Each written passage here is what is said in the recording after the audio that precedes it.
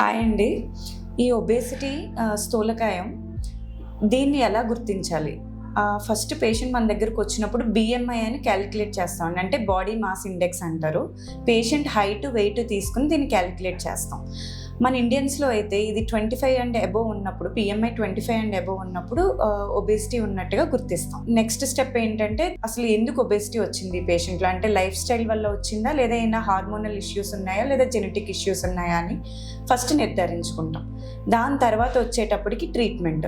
ఇప్పుడు చాలామంది ఏం చేస్తారంటే క్రాష్ డైట్స్ చేస్తారండి. అంటే దీనివల్ల ఎంత ర్యాపిడ్గా వెయిట్ తగ్గిపోతారో అంతే ర్యాపిడ్గా వెయిట్ రీగెయిన్ అయిపోతారు. Any life style changes, diet కానీ ఎక్సర్సైజ్ కానీ లాంగ్ టర్మ్గా చేసుకోవాల్సి ఉంటుందండి. అంటే జస్ట్ 3 months 4 months ప్లాన్ కాదు. ఎందుకనంటే ఒబేసిటీ అనేది ఒక దీర్ఘకాలిక సమస్య కాబట్టి మనం చేసుకునే లైఫ్ స్టైల్ చేంజెస్ కూడా చాలా లాంగ్ టర్మ్ ప్లాన్లో ఉండాలి. అండ్ కొంతమందికి ఎంత డైట్ ఎక్సర్సైజ్ చేసినా కానీ వెయిట్ లూజ్ అవ్వరు.